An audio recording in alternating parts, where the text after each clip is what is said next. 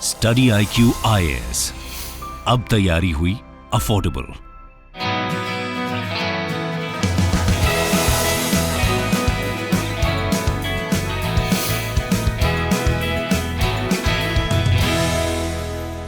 तुम जब आओगी तो खोया हुआ पाओगी मुझे, मेरी तन्हाई में ख्वाबों के सिवा कुछ भी नहीं। और मेरे कमरे को सजाने की ख्वाहिश है तुम्हें, मेरे कमरे में किताबों के सिवा कुछ भी नहीं। जॉन एलिया साहब का बहुत प्रसिद्ध एक शेर है ये, और मुझे लगता है सिविल सर्विसेज की तैयारी करने वाला हर एस्पिरेंट कहीं ना कहीं खुद को इस कोट में ढूंढ ही लेता है।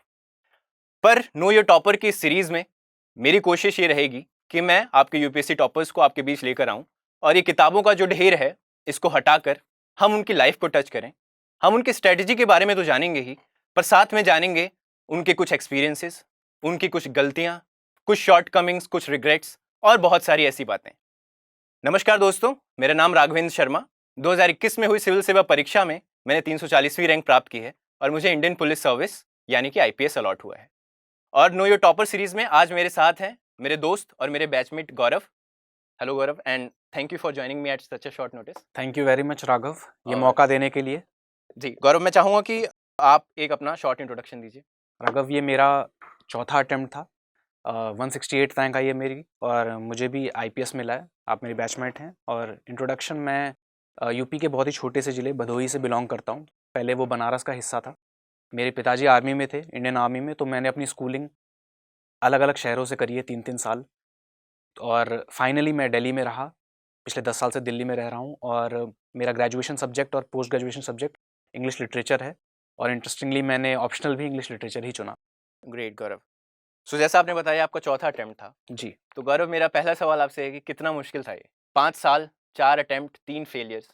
तो कैसी थी ये जर्नी, एक बार आप उसके बारे में बताइए। Raghav, success is out there for everyone to see. Success सब देखते हैं, बट वही जो रियल चीज़ है, जो रियल डील है, वो पिछले 5 साल ही थे। पहले अटेम्प्ट में 20 मार्क्स से मेंस रह गया था, फिर सेकंड अटेम्प्ट में 2 मार्क्स से रह गया था, थर्ड अटेम्प्ट में इंटरव्यू दिया, मेंस में अच्छे थे, इंटरव्यू नहीं हुआ, फोर्थ अटेम्प्ट में फाइनली सिलेक्शन हुआ, और फिफ्थ भी दिया है रैंक बेटर करने के लिए। तो ये जर्नी काफ़ी मुश्किल थी, उतार चढ़ाव। जर्नी को आप एक तरह से कह सकते हैं लाइफ का माइक्रोकॉज्म है। जिस तरीके से लाइफ में होता है कि आपको स्ट्रगल्स के बाद सक्सेस मिलती है, तो कुछ उसी तरीके का था। तो फेलियर जैसा आपके एक्सपीरियंस मेरे एक्सपीरियंस में भी रहा है, तो मुझे लगता है फेलियर एक इंटीग्रल पार्ट है यूपीएससी की तैयारी का। और बहुत सारे एस्पिरेंट्स जो आज हमें देख रहे होंगे वो भी शायद उस दौर से गुजर रहे हैं जब वो फेल कर रहे हैं। तो उनको हमेशा ये जानना रहता है कि टॉपर्स ने खुद को मोटिवेटेड कैसे रखा। तो अगर मैं आपसे पूछूं कि इन फेलियर्स में, जब आप 2 बार आप मेंस फेल किए और एक बार तो 2 मार्क्स से फेल किए, फिर इंटरव्यू तक गए और इंटरव्यू फेल कर गए, जी। तो कैसे खुद को फिर से उठाया, कैसे खुद को दोबारा तैयार किया कि वो जीरो से हीरो तक का सफर फिर से तय कर पाए? देखो राघव, मेरा ये पॉइंट हमेशा रहता है कि जैसे आपने पहले मोटिवेशन की बात की, तो मैं यही बोलूँगा कि I do not rely on motivation. मेरे हिसाब से मोटिवेशन से ज़्यादा ज़रूरी है अनुशासन, डिसिप्लिन। ठीक है, करेक्ट। हैबिट्स, जो चीज़ें आप रोज़ कर सको। ठीक है, आप सुबह उठते हैं, आपने सुबह उठते एक्सरसाइज की, पढ़ाई की, आपको उसके लिए मोटिवेशन नहीं चाहिए, वो आपकी हैबिट बन जाती है। तो वो ज़्यादा ज़रूरी है, क्योंकि यूपीएससी एक जैसा बोला जाता है कि एक स्प्रिंट नहीं, एक मैराथन है। तो इतने लंबी जर्नी में आप बहुत बार डिमोटिवेटेड होते हो, तो कितनी बार अपने आप को मोटिवेट आप रोज़ रोज़ करोगे? तो उससे बेहतर है कि आप एक्सेप्ट करो अपनी फीलिंग्स को, जिसको इमोशनल इंटेलिजेंस कहते हैं। अपना इमोशन समझो, उसको एक्सेप्ट करो and work on your discipline, कि चाहे कोई भी सिचुएशन हो, लेकिन आप पढ़ रहे हो। मैं भी यही बात अक्सर बोलता हूँ कि डिसिप्लिन ही है। मोटिवेशन तो आज रहती है, कल नहीं रहती है, 10 मिनट में नहीं रहती है। तो बहुत ज़रूरी है कि एक टाइम टेबल हो और आप उसको एकदम रिलीजियस वे में फॉलो करो। आप सुबह उठो तो आपका टास्क कट आउट होना चाहिए कि सुबह इतने बजे से इतने बजे ये, दोपहर में, शाम को मैं ये पढ़ूंगा, और फिर इमोशन से हट करके आपको टेबल पे बैठ के वो टास्क पूरा करना है। तो मुझे लगता है ये सबसे ज़रूरी चीज़ है जो आपने भी आज बताई। बिल्कुल। सो गौरव, एक सवाल ये कि 30 मई 2022 दोपहर के करीब 1:30 से 2 बजे कैसा लगा था? राघव, मैं ऑनेस्टली बताऊं तो क्योंकि चौथा अटेम्प्ट था मेरा ये, और काफ़ी मतलब देख चुका था फेलियर्स, तो एक थोड़ा सा मैं कहूँ एक फ़नी वे में, तो एक निर्वाणा प्राप्त हो गया था कि यार अब ठीक है, होता है तो ठीक है, नहीं होता तो ठीक है। बट जो रियल चीज़ थी जिससे एक अच्छी फीलिंग आई, वो मेरे पेरेंट्स के चेहरे पे, फैमिली मेम्बर्स के चेहरे पे, भाई भाभी सब इत्तेफाक से सब आए हुए थे, और उनके चेहरे पे जो खुशी थी, उससे एक कंटेंटमेंट मिली थी। मेरे लिए तो एक बस एक साई ऑफ रिलीफ था कि चलो ये ख़त्म हुआ। ठीक है, एक अचीवमेंट, एक जो सोचा था वो कर लिया। मुझे लगता है जो भी प्रिपरेशन के दौर में होते हैं, हम भी जब थे तो हम हमेशा सोचते थे कि वो होली पीडीएफ में जब नाम दिखेगा तो हम कैसे रिएक्ट करेंगे। हाँ बिल्कुल। और आप मेरा एक्सपीरियंस काफ़ी इससे विपरीत था, क्योंकि मैं हमेशा ऐसा इंसान हूँ जो मैं ज़्यादा इमोशनल नहीं हूँ, या मैं शो नहीं करता या जो भी है। हाँ हाँ 30 मई 2022 को मैं रोया, तो रिजल्ट के बाद, और ये मेरे बिल्कुल I was not in my senses, control नहीं हुआ, नाम दिखा फाइनली लिस्ट में है और मैं फूट फूट के रोया। और ये शायद मैं ऐसा इंसान हूँ जो करीब पिछले 4-5 सालों में 1-2 बार रोया होगा। तो शायद आप सोच नहीं सकते कि आप रिजल्ट के बाद, आप बेशक तैयारी के दौर में कितना भी आप इमेजिन करें कि ये आ जाएगा, मैं ये करूँगा, चिल्लाऊंगा, वॉशरूम में बंद कर लूँगा और चिल्लाऊंगा, पर कुछ बहुत नेचुरली निकलेगा जो आप सोच नहीं सकते। और उससे मतलब 1-2 दिन पहले तक क्या लग रहा था, रिजल्ट से पहले तक क्या लग रहा था? मेरा रिजल्ट 30 मई को आया था और मैं 29 या 28 मई को आरबीआई ग्रेड बी का पेपर देने गया था। अच्छा। तो मतलब उस लेवल का वो था कि मेरे को लगा कि मैं घर बैठ के एंग्जाइटी में इससे बेटर है कि मैं किसी अपने बैकअप के लिए ट्राई करता हूँ। करेक्ट। तो कंसिस्टेंटली मैं बैकअप के लिए ट्राई कर रहा था, तो मैं आरबीआई ग्रेड बी का पेपर देने गया था कि मेरे को ज़्यादा सोचना नहीं है। तो वो तो एंग्जाइटी का लेवल ही बहुत रहता है, खासकर जब आप फेल पहले हो चुके होते हैं। तो फेलियर्स से आपको एक थोड़ा सा एक वो हो जाता है कि यार क्या पता फिर से वही हो। तो इट्स बेटर कि सोचने से, बहुत ज़्यादा दुखी होने से बेहतर है कि आप फॉरवर्ड मूव करते रहिए, कुछ और करने की कोशिश करिए।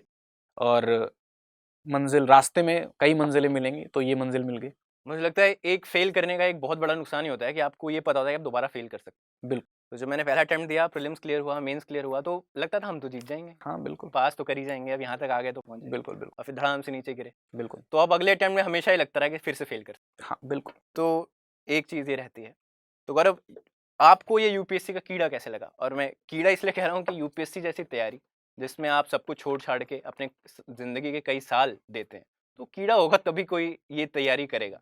तो आपकी क्या कहानी है? राघव, इसका बहुत ही ऑनेस्ट आंसर ये है कि हम लोग जिस सोसाइटी में रहते हैं, हम लोग बचपन से ही सुनते रहते हैं कि कोई भी ऐसे छोटी मोटी चीज़ भी है तो लोग बोलेंगे, जैसे आपको ये काम करना है तो लोग ये कहेंगे, अच्छा अपने आपको कलेक्टर समझते हो क्या? Correct correct correct. मतलब कि जैसे नॉर्मल है कि मेरे को खाना भी लेना है कि अरे मम्मी मैं नहीं लूँगा, कलेक्टर होगा कहीं कहीं नहीं लोगे। तो वो चीज़ तो मतलब ये पता था कि कुछ बड़ा है, यूपीएससी कुछ बड़ा है। बट फिर जब कॉलेज में मैं घुसा तो मेरा इंग्लिश लिटरेचर सब्जेक्ट था, तो मेरे पास 2 ऑप्शन थे, या तो मैं एकेडमिक्स में जाता या फिर इंग्लिश लिटरेचर के फील्ड में कुछ करता, या फिर यूपीएससी। तो यूपीएससी ऐसा चीज़ था कि मेरे फादर जो मतलब मेन इसमें जो मोटिवेशन कह लीजिए, या जिन्होंने मेरे को इसमें घुसने का इंस्पिरेशन कह लीजिए, मेरे फादर और मेरे ग्रैंडफादर। और तो इन्होंने मेरे को बहुत ज़्यादा बताया था, और तो उनकी वजह से मैंने सोचा कि लेट मी ट्राई इट, और ऑब्वियसली मेरा मन तो था ही। तो वहाँ से शुरू किया फिर तैयारी। सो जैसा आपने बताया कि फैमिली ने आपको सपोर्ट किया, तो कहीं ना कहीं एक प्रेशर, मैं भी मिडिल क्लास फैमिली से आता हूँ, और हम धीरे धीरे यूपीएससी की तैयारी में उस एज की ओर जाने लगते हैं जब हमारे ऊपर वो प्रेशर बहुत बढ़ता रहता है कि अब फैमिली को सपोर्ट करने की उम्र आ गई है। बिल्कुल वो आपके ऊपर भी रहा होगा। बिल्कुल। तो अपना थोड़ा सा बैकग्राउंड बताते हुए बताइए कि कैसा था और उससे कैसे कोप अप किए, क्योंकि मुझे लगता है बहुत सारे एस्पिरेंट्स जो ये देख रहे हैं वो उस दौर से गुजर रहे हैं और वो उस समस्या से जूझ रहे हैं। तो आपने उसको कैसे टैकल किया वो बताइए। बिल्कुल राघव, मैं भी एक मिडिल क्लास फैमिली से हूँ। मेरे फादर इंडियन आर्मी में थे, उसके बाद 2019 में वो रिटायर भी हो गए। तो 2 चीज़ें एक साथ हो रही थी कि पापा रिटायर हो गए और मेरी एज बढ़ रही थी। तो वो ये दोनों का कॉम्बिनेशन आपको एक एंग्जाइटी देता ही देता है कि आपको कुछ करना है, ठीक है? और हम एक युग में जी रहे हैं, उस एज में जी रहे हैं जहाँ पर करियर, एम्बिशंस, हर तरफ सिर्फ इनकी बातें होती हैं, ठीक है? तो एक इन्फीरियॉरिटी कॉम्प्लेक्स आने लगता है कि यार मैं तो कर नहीं पाया, मैं तो बन नहीं पाया। आप इंस्टाग्राम पे देखते हो या फेसबुक पे देखते हो, आपके सारे दोस्त बहुत आगे बढ़ रहे हैं, बहुत लोग, मतलब दुनिया में बहुत कुछ हो रहा है, और आप ऐसा लग रहा है स्टैग्नेंट पोजीशन में हो। तो वो एक आता ही आता है ख्याल मन में। और अल्टीमेटली जो सबसे बेसिक चीज़ है कि आपको फैमिली को सपोर्ट करना है, आपको अपने आप को स्टैंड करना है, ठीक है? तो वो सब चीज़ें थी, सबके साथ होती, हमारे साथ भी थी। वही वही जर्नी है, इन्हीं सबके साथ कोप अप करना। पढ़ाई तो फिर भी आप टेबल चेयर पे बैठ के किताब लेके पढ़ लेते हो, वो बड़ा चैलेंज नहीं है। बड़ा चैलेंज इन्हीं सबसे है कि आप फेलियर को कैसे डील करते हो, आपके लाइफ की जो इन्फीरियरिटी कॉम्प्लेक्सेस हैं, जो अदर इश्यूज़ हैं, उसको आप कैसे डील करते हो। मतलब वही बात कि पढ़ाई सबसे मुश्किल काम नहीं है, उससे बहुत सारी बिल्कुल मुश्किल चीज़ें हैं। बिल्कुल और बिल्कुल। जैसा आपने बताया कि ये मेरा पर्सनल एक्सपीरियंस ऐसा है कि 2020 का जब रिजल्ट आया, हम्म, तो मेरे साथ तैयारी करने वाले 3 लोग टॉप 100 में थे जी और मैं लिस्ट में नहीं था। जी। तो मैं अगले एटलीस्ट 2 महीने तक रोज़ जब सुबह उठता था, तो मुझे पहली फीलिंग ये आती थी कि यार वो क्या फ़ील कर रहे होंगे और यहाँ मैं क्या फ़ील कर रहा हूँ। तो मुझे लगता है ये एक पार्ट ऑफ द प्रोसेस है, हर कोई इससे गुज़रता है, और आपको समझना है कि ठीक है, उनका समय तब था, आपका आएगा। हाँ, इसमें मैं एक चीज़ ऐड ज़रूर करना चाहूँगा कि ये जो पूरा सोशल मीडिया का सिस्टम है, या फिर जो भी सिस्टम है, चाहे हमारे परिवार वाले ही हैं, ये हम सब कंपैरिजंस के बेस पे चलते हैं, ठीक है? यहाँ पे बहुत सारे एस्पिरेंट्स ऐसे होंगे जो शायद अटेम्प्ट्स खत्म हो चुके होंगे या खत्म होने वाले होंगे, नहीं निकाल पाएंगे। बट मेरी एक बहुत बड़ी लर्निंग ये है कि अगर आपको अपने आप को इम्प्रूव करना है, तो आप किसी से कंपेयर मत करिए। Focus on yourself. Focus on life, वो लेवल लेकर आइए अपना लाइफ में कि अगर आप किसी की बहुत इंजॉय करते हुए फोटो देखें, या जैसे आप मेरा ये इंटरव्यू देखें, तो आपके मन में ये आए कि मैं ये करूं, मैं भी ये करूं, या फिर मैं इससे और भी हाई लेवल पे जाऊं, बट ये ना आए कि एक एनवी वाला थॉट ना आए। सो जैसा आपने अपने बातचीत में बताया है कि कोई बैकअप नहीं था, ग्रेजुएशन के बाद तैयारी की, तो उससे कितनी मुश्किल आई? और दूसरी बात ये कि आपको क्या लगता है कि सब सही समय क्या है कि जब आपको बैकअप ढूंढना चाहिए, आपको सोचना लगना चाहिए बैकअप के लिए?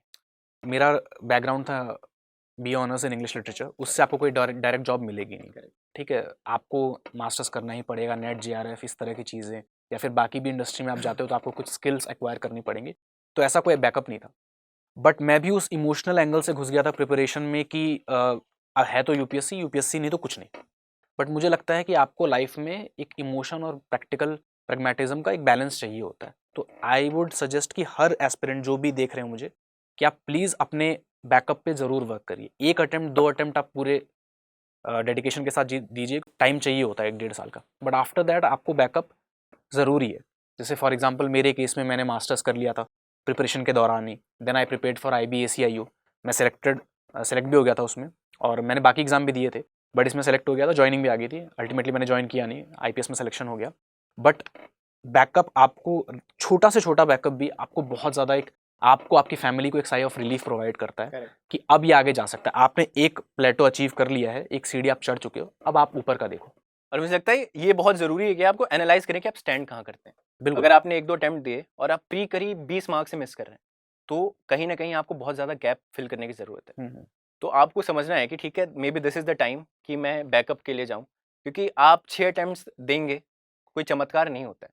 आप ग्रेजुअली इंप्रूव करते हैं फॉर श्योर, पर लेकिन आपको ये समझना ज़रूरी है कि आप कहाँ स्टैंड करते हैं। आप बैकअप ढूंढिए, आप मास्टर्स कर सकते हैं, या जैसे आपने बताया बहुत सारे एग्जाम्स हैं, ट्राई कीजिए and you can come back to UPSC again. Basically ये समझना ज़रूरी है कि UPSC be all and all नहीं है लाइफ का।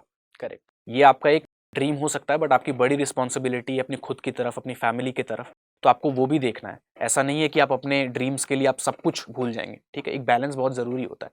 तो आपको अपने घर को भी सपोर्ट करना है, ठीक है, आगे भी आपकी भी खुद की भी और फैमिली बढ़ेगी, तो आपको वो सब भी दिमाग में लेके चलना पड़ेगा। इसीलिए बहुत ही प्रैक्टिकल होकर, इमोशनल नहीं होना है, ठीक है। बेसिकली जिद नहीं बनना चाहिए, यूपीएससी जिद नहीं बनना चाहिए, और ना ही ईगो पे आना चाहिए कि हम तो करके दिखाएंगे। बिल्कुल। आपकी 5 साल की जर्नी में अगर मैं पूछूं कि एक रिग्रेट जो आपको अभी लगता है कि यार ये नहीं होता तो शायद सब चीज़ें बहुत परफेक्ट थी। राघव, मैं जनरली बहुत ही कंटेंट रहता हूँ अपने लाइफ से कि ठीक है जो मिला, मतलब मैं बिलीव करता हूँ जो लाइन्स हैं कि मन का हो तो अच्छा, ना मन का हो तो और भी अच्छा, ठीक है, थोड़ा पॉजिटिव नज़रिया है।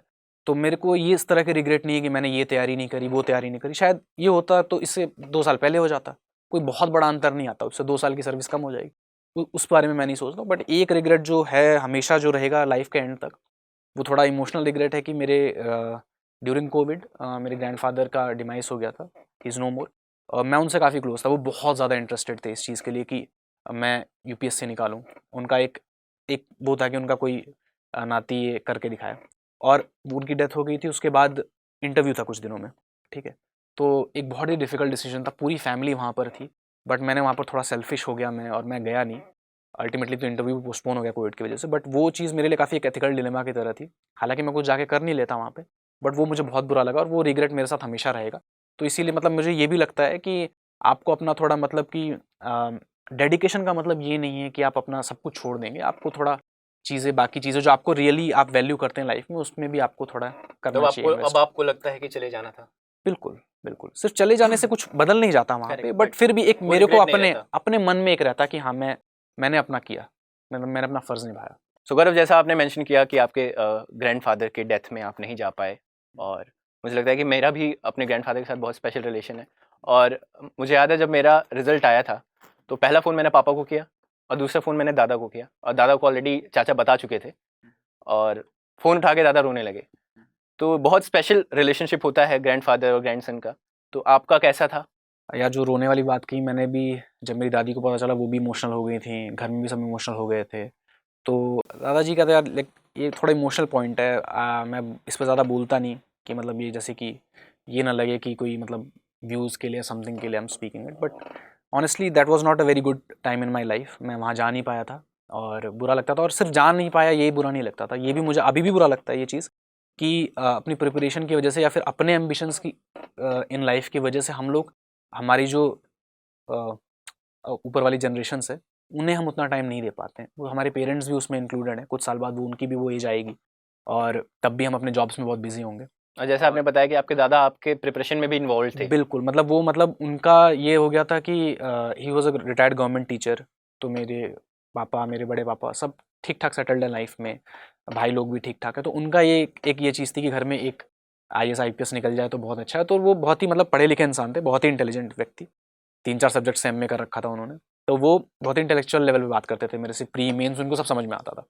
तो वो इतना ज़्यादा इंटरेस्टेड थे इस चीज़ में, और वो मतलब ये भी चाहते थे कि मैं गाँव के लिए भी कुछ करूँ, मतलब कि I should go beyond just a job.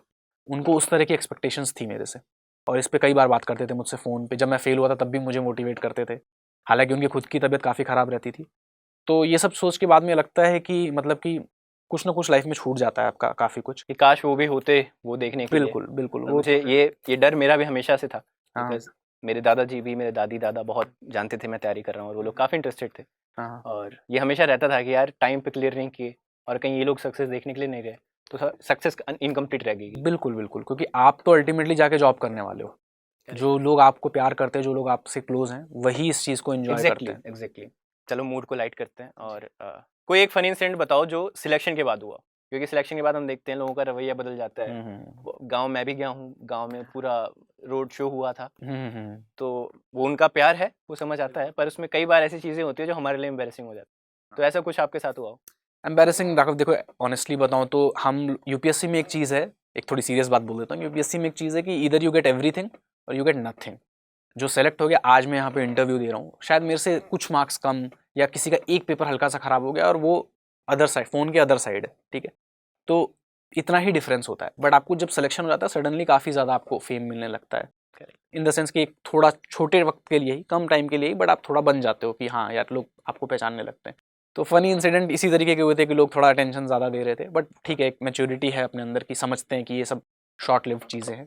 But funny incident यही हुआ था कि अभी मैं रिसेंटली अपने गाँव गया था, तो वहाँ पर हमारे गाँव में, वैसे मैं अपने गाँव के लोगों का बहुत ही शुक्रगुजार हूँ, उन्होंने मुझे बहुत प्यार दिया और सब ने अपना मतलब एक तरह से एक आइडल मानते हैं बच्चे जितने भी हैं, तो बहुत उनके लिए मैं शुक्रगुजार हूँ। बट फनी इंसिडेंट ये होता था कि अभी रामलीला हुई थी हमारे गांव में, बहुत फेमस रामलीला होती है, तो वहाँ पर मुझे स्टेज पे बुलाया गया, तो बहुत एम्बैरेसिंग टाइप का था कि जहाँ पर उन्होंने, जो गॉड्स हैं जहाँ बैठते हैं, वहाँ पर उन्होंने मुझे वो हटा के मुझे बैठा दिया था। बेसिकली जहाँ एक्टर्स बैठते हाँ, जहाँ एक्टर्स बैठते हैं वहाँ बैठा दिया कि मैं बैठा, तो बड़ा अजीब लग रहा था कि मेरे को स्टेज पर भी एक चेयर पर बैठा हैं, उनको हटा के आपको बिठा हाँ, तो वो थोड़ा सा फनी टाइप का था।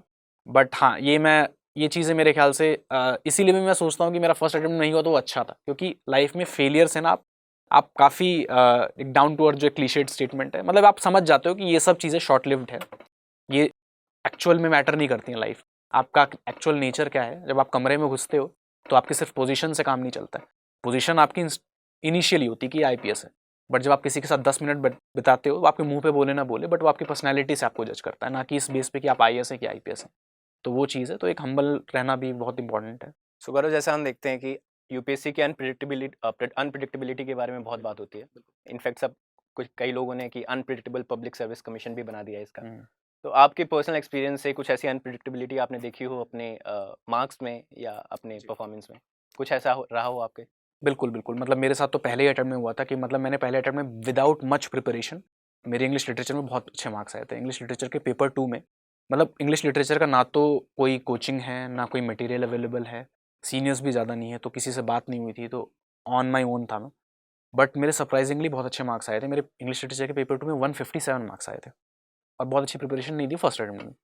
तो मुझे लगा कि सेकंड अटेम्प्ट में तो आई विल किल इट, मतलब जो कॉन्फिडेंस होता है कि, और मैंने थोड़ी और बेटर कर दी प्रिपरेशन की, तो आई वाज होपिंग कि ज़्यादा नहीं तो कम से कम 160-165 आएंगे, एंड आई गॉट 92, मतलब 65 मार्क्स ऑलमोस्ट, मतलब 157 से 92 65 मार्क्स कम हो गए। अगर 65 मार्क्स उस टाइम आए होते और मैंने वो मेन सिर्फ 2 मार्क्स से मिस किया था, तो मेरे हर पेपर में मार्क्स इंक्रीज हुए थे, सिर्फ इसमें 92 आए थे। मुझे तो यहाँ तक लग रहा था कि क्या पता आधा पेपर चेक ना हुआ हो क्या, तो मतलब बहुत ही शॉक्ड हो गया था मैं। इसी को बोलते हैं कोई अनप्रेडिक्टेबिलिटी। रीजन अभी तक समझ पाए हो कि क्यों? बिल्कुल नहीं, मतलब कि अगर मेरे आंसर्स की वो भी कम हुई होगी, अगर क्वालिटी पहले तो कम मेरे हिसाब से तो नहीं हुई थी, बट अगर कम भी हुई तो हर क्वेश्चन में मैं 2-2 मार्क्स हटा लूँ तब भी 65 मार्क्स नहीं जाते हैं। तो मुझे लगता है कि ये चीज़ है जो ज़्यादा बात नहीं करते जिसके बारे में हम लोग, लेकिन हर एक टॉपर को आइडिया नहीं है वो टॉपर कैसे बना। हम लोग एक पर्टिकुलर लेवल ऑफ प्रिपरेशन करते हैं। बिल्कुल। आप हर एक पेपर में बहुत अच्छी तैयारी करके जाते हैं, डेफिनेटली बिना मेहनत के। ऐसा नहीं है कि लकी ड्रॉ है, बिल्कुल। लेकिन किस पेपर में कितने नंबर आ रहे हैं वो आप गैस नहीं कर सकते। आप अक्सर, जितने लोगों से मैं बात करता हूँ, अक्सर ऐसा होता है कि यार इस पेपर में तो मुझे एक्सपेक्टेशन अच्छी थी और इसमें नंबर खराब आए, और इसमें मेरे को बिल्कुल एक्सपेक्टेशन नहीं थी, इसकी वजह से मैं आईपीएस बन गया। मतलब मैं सारे एस्पिरेंट्स को ये बोलना चाहूँगा कि ठीक है, मतलब आप लोग रिस्पेक्ट देते हैं कि टॉपर्स हैं ये वो, बट मैं क्लियरली बोलना चाहूँगा कि 30 मई को रिजल्ट आया है, मुझे 29 की रात को ये लग रहा था कि मैं फेल हूँ। बिल्कुल भी कोई कॉन्फिडेंस नहीं था, वो डर था। और मेरे ख्याल से ये एक ह्यूमन चीज़ है बहुत ज़्यादा, ठीक है। तो जो सिलेक्शन हुआ है उसमें मेहनत तो देखो एक प्रीरिक्विजिट है, बिना मेहनत के तो मेरे ख्याल से आप कुछ भी नहीं कर सकते, ठीक। हम यहाँ पे इंटरव्यू कर रहे हैं, वो भी एक थोड़ा उसमें भी एफर्ट जाता है, वो भी मेहनत है। मेहनत तो है ही है, बट आपका लक, आपका चीज़ें, right things falling at the right time, correct, वो ये भी बहुत बहुत जरूरी मैटर है। करता है। बिल्कुल, बहुत सारी चीज़ें मैटर। जो भी ये पेरेंट्स भी जो ये अगर शो हमारा देख रहे हैं, तो उनसे ये एक मैसेज है कि, या किसी के लिए भी, आप किसी को इतनी जल्दी मत जज कीजिए। हाँ। कभी बहुत सारे लोग हैं, इनफैक्ट अनुदीप दुरिशेट्टी सर का एग्जांपल है कि वो उससे पहला मेंस बहुत बुरी तरीके से फेल किए और अगले मेंस में ही has now one of the highest marks in mains, right. तो ऑब्वियसली वो सारा लक नहीं था, उन्होंने डेफिनेटली कुछ इंप्रूव किया होगा, लेकिन अनप्रिडिक्टेबिलिटी है, ठीक है। हम शायद इसके बारे में बोले नहीं क्योंकि फिर हम कमतर फील करेंगे कि यार हम लक से बन गए, लेकिन अनप्रिडिक्टेबिलिटी इतनी है कि आप एक लेवल ऑफ प्रिपरेशन जो भी सिलेक्टेड है, मुझे लगता है कहीं ना कहीं सबकी लेवल ऑफ प्रिपरेशन सिमिलर है, बस किसी का किसी एक सब्जेक्ट में किस्मत बहुत अच्छी चल गई और उसने हीरो बना दिया। किस्मत भी एक लॉजिकल चीज़ है इस सेंस में, मतलब ये कोई ऐसे नहीं कि रैंडम लक की बात हो रही है। फॉर एग्जांपल कि मैं GS3 में कुछ 10 टॉपिक्स पढ़ के गया था, उसमें से 5 से पूछ लिया गया, तो दैट इज लक। तो मतलब लक भी तब काम किया जब मैंने 5 पढ़े थे, एग्जैक्ट, ठीक है। तो it's a combination of both. तो सब्जेक्टिविटी है, पर इसका मतलब ये नहीं कि मेहनत में कोई कमी रखें। मेहनत सारे सब्जेक्ट्स में बराबर करें और होप करें कि कोई एक दो सब्जेक्ट इतना अच्छा परफॉर्म कर जाए कि आपका बन जाए। पर आपकी प्रिपरेशन में गौरव दो चीज़ें थोड़ी प्रिडिक्टेबल रही हैं यूपीएससी की अनप्रिडिक्टेबिलिटी के बाद भी, वो है एक प्रीलिम्स की परफॉर्मेंस आपकी और वो दूसरी एसए की। तो हम अब उस पर बात करते हैं कि प्रीलिम्स में जैसा आपने मुझे बताया कि आपके चारों अटेम्प्ट्स में समवेयर अराउंड 110 प्लस, मतलब गॉड लेवल स्कोर है प्रीलिम्स में। तो क्या करते हो भैया ऐसा? यार प्रीलिम्स में मेरी स्ट्रैटेजी ये है कि थोड़ी सी अलग है स्ट्रैटेजी का। I'll give it in short कि मेरा मतलब मेन फोकस है प्रीवियस ईयर पेपर्स, और मैंने ये नहीं कि सिर्फ लास्ट के 10 साल के लगाए हैं, मैंने 1996 के बाद से लगाए, क्योंकि मैंने मॉक्स बहुत ज़्यादा नहीं लगाए।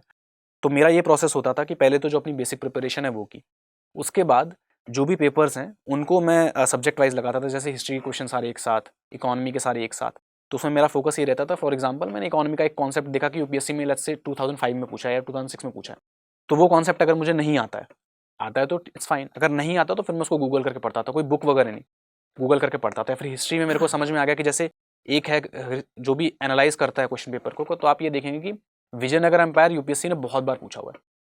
तो मतलब मेरे लिए मुगल्स या फिर दिल्ली सल्तनत ये बहुत बड़े हैं, बट मेरे लिए इससे ज़्यादा इंपॉर्टेंट विजयनगर एम्पायर होगा क्योंकि यूपीएससी ने पूछा हुआ है। तो मुझे लगता है ये बहुत ज़रूरी चीज़ है कि आप गौरव से सीखे और इनसे सीखे, क्योंकि ये करके आया है, ठीक है। ये scored 110 plus for 4 times in a row and that is some record, ठीक है। तो you previous year question papers are very important. And again जैसा इन्होंने बताया कि ब्लाइंडली कोई भी किताब कवर टू कवर पढ़ने की जरूरत नहीं है, बिल्कुल नहीं, ठीक है। इकोनॉमिक्स, लोगों को लगता है यार इकोनॉमिक्स में अब कौन सी RS शर्मा या कोई किताब है, मैंने कोई किताब तो इस तरह से मैंने भी नहीं पढ़ी, बट लोग सोचते हैं अरे यार इतनी मोटी किताब पढ़नी है और फिर उनको टेंशन हो जाती है कैसे पढ़ेंगे इतनी कुछ। बट इकोनॉमिक्स में या हर एक सब्जेक्ट में आप समझिए कि यूपीएससी कहाँ पे फोकस कर रहा है और यूपीएससी आपको हिंट्स दे रहा है। बिल्कुल बिल्कुल। मैंने 98 से तो नहीं किए, पर हाँ मैंने पिछले 10-12 साल के पेपर्स में हर बार देख के जाता हूँ और मुझे लगता है कि आपको एक तरीका पता चल जाता है कि सॉल्व कैसे करना है। तो जो भी आज देख रहे हैं गौरव को, ज़रूर इनसे सीखिए कि पिछले 15 साल के पेपर तो एटलीस्ट लगा के जाइए और उससे बहुत हेल्प मिलेगी। बिल्कुल बिल्कुल। ठीक है गौरव, अब आपके एसए के बारे में बात करते हैं। एसए में भी you have scored 130 plus 2 times, right? 3 times. तो एसए में थोड़ा बताइए आपकी क्या स्ट्रेटजी रहती है? ऐसे में लाइक अगर मैं एक वर्ड से ऐसे को रिप्लेस कर सकता हूँ, दैट्स स्टोरी टेलिंग, ठीक है। मतलब मेरा ऐसे कोई बहुत ज़्यादा कॉन्क्रीट वे में नहीं रहता था कि मैं उसको जीएस के आंसर से बहुत कंप्लीटली ऑपोजिट रहता था, ठीक है। तो मेरा ऐसे it was all about the flow, एक मूवी के स्क्रीन प्ले की तरह आप कह सकते हैं कि बहता है मतलब वो, ठीक है। उसमें कुछ बस माई ऐसे is more about uniqueness, perspectives, कि मैं किसी चीज़ को कैसे अलग तरीके से थोड़ा सा पेश करता हूँ, ठीक है। और सबसे इंपॉर्टेंट चीज़, अगर एक वर्ड सबसे इंपॉर्टेंट है तो वो है रेलेवेंस। मतलब कि ऐसा कुछ भी नहीं लिखना है जो टॉपिक से अलग हो, मतलब जो पढ़ रहा है एग्जामिनर तो उसको ये लगे कि ये ठीक है भले ही अच्छी चीज़ है बट टॉपिक से तो रिलेटेड नहीं है। तो किसी भी वे में करके आपको उसको टॉपिक से रिलेट करना है, चाहे कितना भी यूनिक आइडिया हो। तो ये था। अगर मैं जैसे कि आपको एग्जाम्पल दूँ ऐसे में, जैसे आप मुझे कह रहे थे इंट्रोडक्शन वगैरह के लिए, तो इंट्रोडक्शन के लिए ऐसे में मैंने, जैसे मैं आपको एग्जाम्पल देता हूँ कि पिछले साल आया था पेट्रियार्की पे कैसे आया था। तो मैंने उसकी स्टार्टिंग इस तरीके से करी थी, कोई XYZ डेट की 24 मार्च 2021, एक an IPS officer assaults his wife, फिर एक और डेट, बेसिकली न्यूज़ हाँ की headline. LGBT community faces discrimination, ठीक है, अनदर डेट, फिर उसमें कि this number of women are in this, ठीक है, तो न्यूज़पेपर हेडलाइंस। तो इस तरीके से मैंने देखा कि ये 5-6 न्यूज़पेपर हेडलाइंस रेगुलरली दिखती हैं। तो ये सब एक पेट्रियार्की का हिडन इफेक्ट है, क्योंकि टॉपिक यही था। बिल्ड की एक बिल्कुल catchy बिल्कुल इंट्रोडक्शन कैची इंट्रोडक्शन बिल्ड किया। करेक्ट। बिल्कुल। ओके सो गौरव, प्रीलिम्स और ऐसे की तो बात कर ली हमने। हम्म। एक और ऐसा फैक्टर है यूपीएससी प्रिपरेशन का जो मुझे लगता है हर एक एस्पिरेंट कहीं ना कहीं उससे जूझता है, पर उस पर बात कम होती है, और वो है मेंटल हेल्थ का। तो आप अपने एक्सपीरियंस से आपने कुछ ऐसी चीज़ें फेस की हो और उससे डील कैसे किया और क्या स्टिग्माज थे, तो उसके बारे में थोड़ा शेयर कीजिए। हेनरी फोर्ड का एक कोट है, मतलब कि उसने कहा था कि अगर बिजनेस में आप सिर्फ पैसा बनाते हो तो वो एक पुअर बिजनेस। उसी तरीके से मैं यूपीएससी प्रिपरेशन के लिए कहता हूँ, अगर आप यूपीएससी प्रिपरेशन में सिर्फ सेलेक्ट हो जाते हो या सिर्फ फेल होकर बाहर निकल जाते हो तो वो पुअर प्रिपरेशन।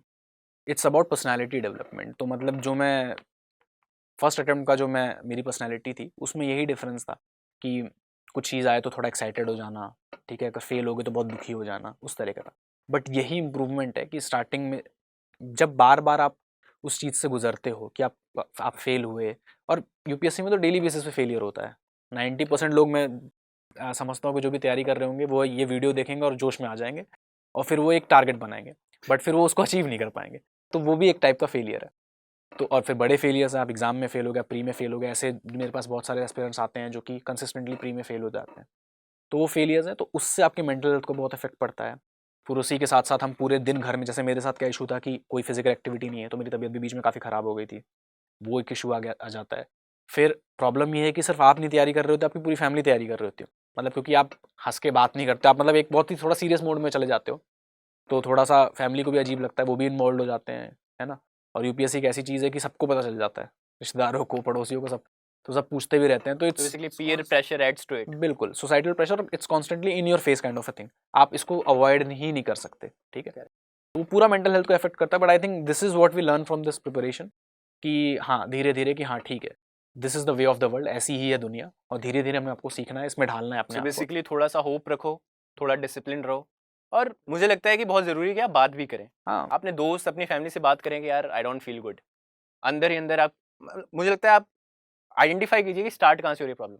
आप एक टेस्ट दे रहे हैं, उसमें नंबर खराब आ रहे हैं, अब आप उस पर परेशान रह सकते हैं, उससे अच्छा किसी से शेयर करो कि यार टेस्ट दिया था, पढ़ के दिया था, नंबर खराब आए, फिर भी शायद वो कुछ बोलेगा, आपको थोड़ा बेटर लगेगा, एक बोझ उतर जाएगा। हाँ हाँ तो मुझे लगता है ये ज़रूरी है कि आप मेंटल हेल्थ के बारे में बात भी करें, शेयर करें, और जो भी ये वीडियो देख रहे हैं, खास करके पेरेंट्स, ये समझिए कि आपका आपका बच्चा अगर प्रिपेयर कर रहा है और अगर वो इरिटेटेड रह रहा है या कुछ रह रहा है, तो उसको ऐसा करना कि वो बहाने कर रहा है या बदतमीज़ हो गया है, इसकी जगह ज़रूरत है कि बिठा के बात करें। और ठीक है यार, मतलब फैमिली सपोर्ट, फ्रेंड सपोर्ट तो मुझे लगता है बहुत ज़्यादा ज़रूरी चीज़ है। ठीक है, तो गौरव एक रैपिड राउंड खेलेंगे क्योंकि ये थोड़ा फन सेशन बनाना था। ठीक है। तो इसको एक रैपिड राउंड मैंने प्रिपेयर किया है, तो सोच के तुरंत जवाब देना है, ठीक है। हाँ ठीक है। नंबर 1, एक कोट जिसने आपको मोटिवेटेड रखा हो पूरे टाइम। ये कोट था, ये मेरे मतलब कि जहाँ मैं पढ़ता था मेरे स्टडी टेबल के सामने हमेशा लगा रहता था। मतलब ऐसा थोड़ा अपनी तारीफ करने वाली चीज़ है, बट ऐसे नॉर्मली बोल रहा हूँ मैं। एक मूवी का कोट है catch me if you can का, कि उसमें जो कैरेक्टर है वो बोलता है कि two little mice fell in a bucket of cream, the first mouse quickly gave up and drowned, the second mouse struggled so hard that he churned that cream into butter and crawled out. Gentlemen, as of this moment, I am that second mouse. तो ये quote is like कि you have to churn, hustle करना है लगातार, you have to do it, करते रहना। मतलब UPSC के बारे में ये बहुत ज़रूरी चीज़ है, नॉट जस्ट यूपीएससी, रुकना नहीं है, बहुत इन ज़रूरी। जनरल इन लाइफ, कि आपका यूपीएससी नहीं हुआ फिर आपने कुछ और ट्राई किया, ठीक है, वहाँ भी ना हो क्या पता। वहाँ भी ना हो, बिल्कुल ठीक है। और ये हर चीज़ पे अप्लाई करता है। फिर जैसे कुछ लोग होते हैं करियर में बहुत सक्सेसफुल है, फिर आप रिलेशनशिप्स में आप थोड़ा वो होते हैं, तो आपको consistently you have to try it, ठीक है। This is the essence of living in, मेरे ओपिनियन में। एक सजेशन जो आप यंगर गौरव जो अभी यूपीएससी की तैयारी शुरू कर रहा है उसको देंगे? लाइफ में कुछ ना कुछ तो अच्छा कर लेगा भाई, यूपीएससी हो ना हो, बहुत कुछ ना कुछ अच्छा हो जाएगा। बहुत ज़्यादा टेंशन लेके मत मर। टेंशन लेके मत मर, एक पॉजिटिव आउटलुक के साथ लाइफ को दे। Do not limit yourself to UPSC. It's a very, ठीक है, I have huge respect for UPSC, और जो मेरे को सर्विस मिली है, ना मिली होती तो अभी मैं बैठ के दुखी हो रहा होता। But honestly there is a lot in life, ठीक है। ये ऐसा लगेगा कि मैं सेलेक्ट हो गया हूँ तो मैं ज्ञान दे रहा हूँ, बट इन जेन्युइनली ऐसा है। मतलब सच है कि this is the only way to deal with it. बिल्कुल बिल्कुल बिल्कुल। Your guilty pleasure during the preparation, एक चीज जो पढ़ाई कॉम्प्रोमाइज करके भी करते रहो। यार वो मैं मतलब इतना ज़्यादा ये गिल्टी प्लेजर मैं कहूँगा कि मैं हमेशा ही करता था। वो इंटरव्यू के पहले, मीन्स के पहले तक भी करता था। वो ये कि मैं बाहर ज़्यादा जाता नहीं हूँ, मेरा सोशल सर्कल बहुत छोटा है, एक इंट्रोवर्ट टाइप का इंसान हूँ। 3-4 दोस्त हैं, उससे ज़्यादा कुछ नहीं है, और ज़्यादा बात नहीं करता फ़ोन वोन पे। बट हाँ ये है कि मूवीज़ देखना, क्योंकि मैं एक लिटरेचर का स्टूडेंट हूँ, तो फिल्में देखना, बुक्स पढ़ना, और इन्जॉयमेंट के लिए, यानी कि कोई पढ़ने के लिए, तो वो मैं बहुत ज़्यादा करता था। वेब सीरीज़, मूवीज़ ये बहुत ज़्यादा देखता था। हार्ड वर्क और smart work? I will say hard work. कि स्मार्ट वर्क ना आजकल बहुत क्लीशेड बन गया। लोगों को ये लगता है कि स्मार्ट वर्क, पता नहीं है किसको क्या है स्मार्ट क्या वर्क। स्मार्ट वर्क बोलते हैं। Smart work comes only after hard work. और मुझे लगता है स्मार्ट वर्क बेसिक सी चीजें हैं, बहुत बेसिक चीजें। वही किताब लक्ष्मीकांत पढ़नी है भैया, और कुछ नहीं। बिल्कुल। अब तुम सोच स्मार्ट वर्क का मतलब मैं लक्ष्मीकांत के अलावा कुछ सोर्स निकाल के। मैंने हार्ड वर्क इसलिए बोला क्योंकि स्मार्ट वर्क लोग बोल के ना एक शॉर्टकट चाहते हैं कि यार इससे निकलने के करना नहीं पड़ेगा, ठीक है। तो पहले वो अचीव करो, उसके बाद बेसिक तो करना है। स्मार्ट वर्क कुछ नहीं है। बिल्कुल। अगर एक सुपर पावर होती गौरव आपके पास, तो वो क्या होती? आप क्या चाहेंगे? मैं जो चाहूँ वो कर सकूं। मतलब बहुत बहुत क्लीशेड आंसर, पर चलो ठीक। मतलब कि व्हाटएवर मैं कुछ भी बोलूं वो हो जाए। Now you are an IPS officer, what's your top most priority as an IPS officer? एक प्रायोरिटी तुरंत बोलना है। See, I do not achieve for an ultimate achievement, an ultimate destination. I want this journey to be filled with little achievements. Okay. कि मुझे हर दूसरे तीसरे दिन daily मुझे फील हो कि मैं कुछ इम्पैक्टफुल कर रहा हूँ, ठीक है। इतने में मैं खुश हूँ। कोई एक अल्टीमेट बड़ा अचीवमेंट नहीं करना है मुझे। अच्छा, एक लाइट हार्टेड सवाल, रिश्ते आ रहे हैं?